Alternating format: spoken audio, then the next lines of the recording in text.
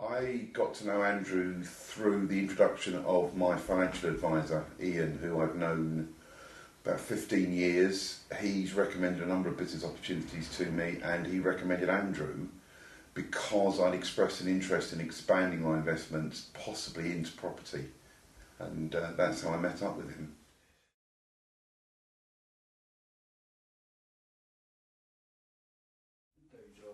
My profession, my job, I've worked in IT all my life since I left university, various jobs.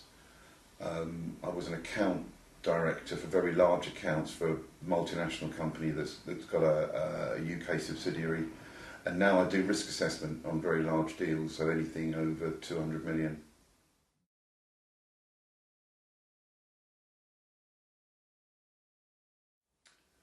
My investment experience is based primarily on, I would say, what I would call vicarious investments. In other words, pensions, ISAs, PEPs, which is where most of my investments have gone in the past, trying to help get selecting the right ones, using a financial advisor where I can use tax advantages.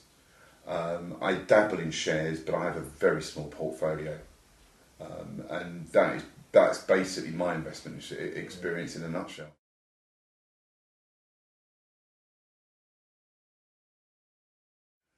The proposition that Andrew had intrigued me, which was why I followed it up when my financial advisor talked to me about it, because it had two or three things that were going for it that I had been looking for but didn't think I'd find. So it had quite a good exposure to the property market in the sense that you could leverage deposit money. You know, put down 10 grand and invest in £100,000 house, for instance.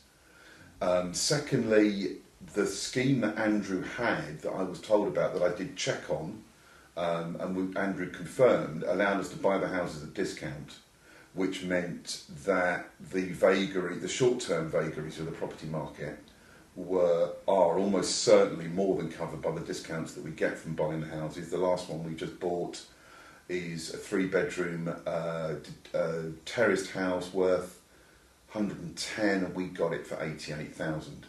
Now that sort of deal, when you can then put it onto the rental market, to me means it's a phenomenally good investment, because the risks relatively are taken out of it, but the returns potentially are very good. And I'll be honest, that's what I look for. I look for low risk investment with as high a return as possible, recognising that I cannot get very high returns because usually they're risky.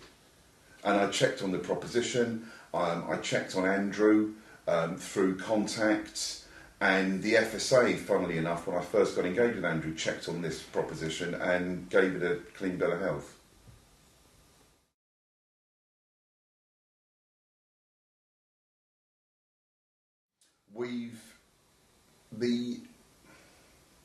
Yes, we've attempted to buy 5 or 6 properties.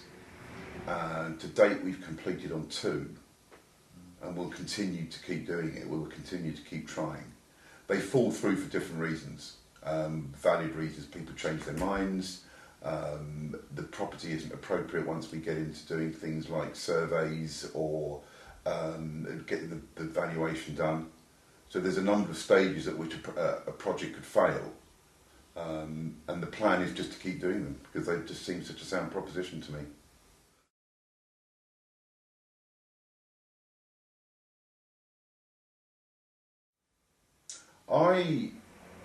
My judgment of the investment in terms of my personal exposure is that, relatively speaking, it's quite low when I look at my entire portfolio. I don't have the blessing of a defined benefits pension, which means I have a pension pot and I've got other investments, and when I add them all up, the exposure this has got is quite low. Having said that, it ties up cash. I would estimate it's around £10,000 per house. So it's significant, but I feel comfortable with that level.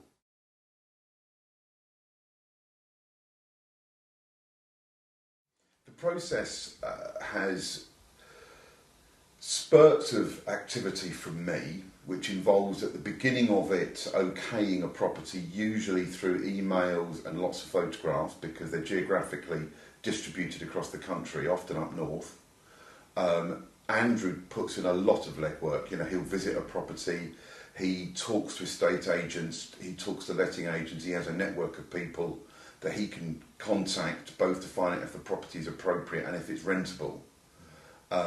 And then I get involved at the mortgage end of it and then the final completion.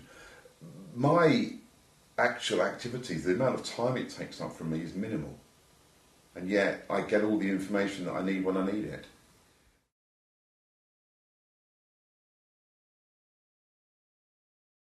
On this sort of joint venture scheme that we're talking about here, I've been pleased to be involved in it and very excited about the long-term prospects, but frustrated that we haven't managed to complete on more properties, to be honest. I would have liked it if we had got a bigger portfolio already. And it's just finding the right ones at the right time.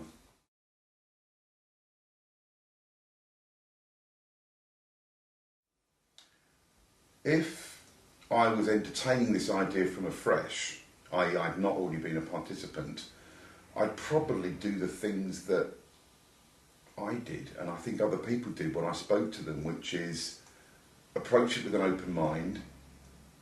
It did seem too good to be true at first. I couldn't, the concept that I struggled with when I first looked at this was, why would somebody sell their house at a discount?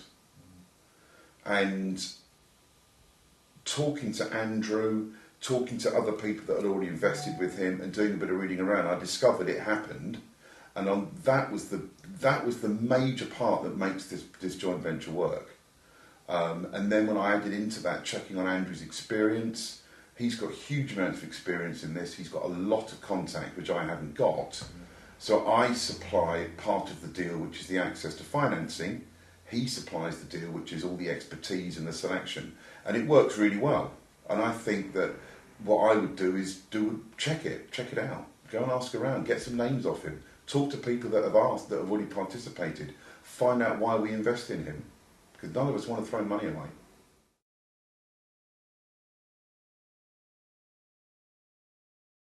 My decisions for investing in this proposal, which is still ongoing and we've just completed on one, are based on a long-term view of where housing and demand and supply both are and are going to be in this country over at least the next 10 years.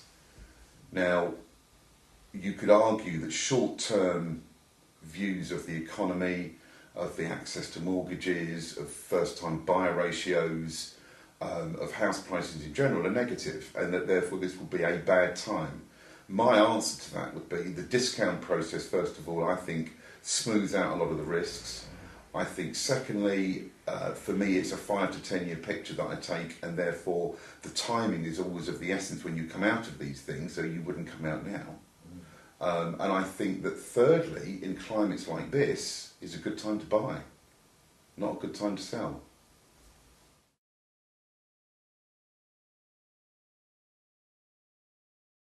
When I was first introduced to Andrew, or first met him, it was he wasn't at all what I expected. I was intrigued by the fact that he is very personable. He's relatively young.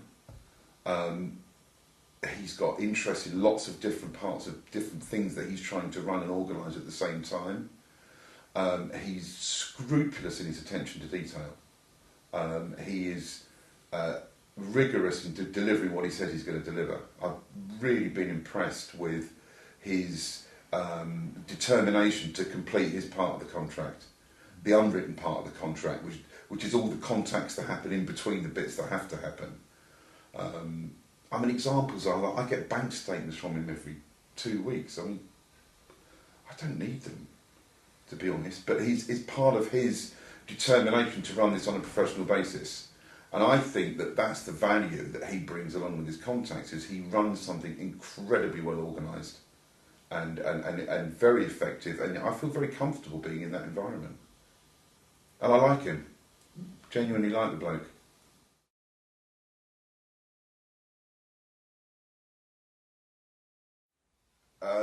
The joint venture that I have with Andrew is between Andrew and I. But what I liked about the proposition was that Andrew has a series of joint ventures with other individuals, some of whom I got to speak to. That meant that I am not a guinea pig. He seemed to have a business model that not only could work but was working, and he's replicating it with me. So though I have an individual relationship with him, I'm also benefiting from the fact that he's got a series of these with other people. So I felt very comfortable with that.